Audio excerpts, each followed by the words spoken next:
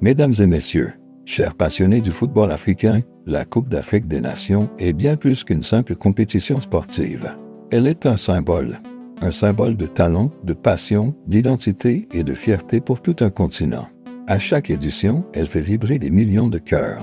Mais aujourd'hui, il est de notre devoir de regarder la vérité en face et de parler de ce qui ternit encore cette grande fête. Depuis les premières CAN jusqu'à celle d'hier, un même constat revient. Le manque de professionnalisme continue de fragiliser la compétition.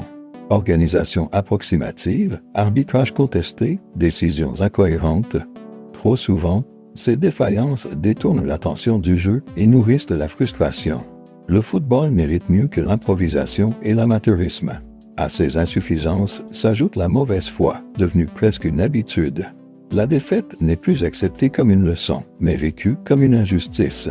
On accuse, on soupçonne, on crie au complot. Cette attitude empêche la remise en question et transforme la compétition en champ de tension. Permanentes, mesdames et messieurs, les mauvaises langues jouent également un rôle destructeur. Avant, pendant et après les matchs, certains propos attisent la haine et exacerbent les rivalités. Les médias, les réseaux sociaux et parfois même des responsables officiels oublient que les mots ont un poids.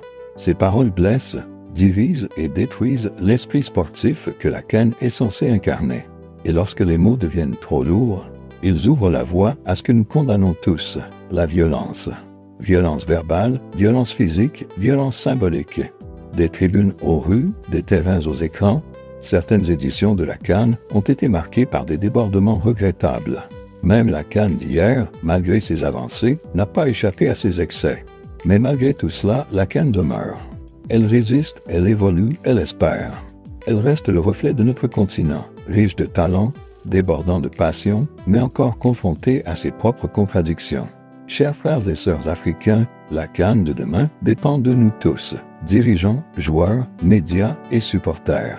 C'est par le professionnalisme, l'honnêteté, la responsabilité et le respect que nous rendrons à cette compétition la grandeur qu'elle mérite.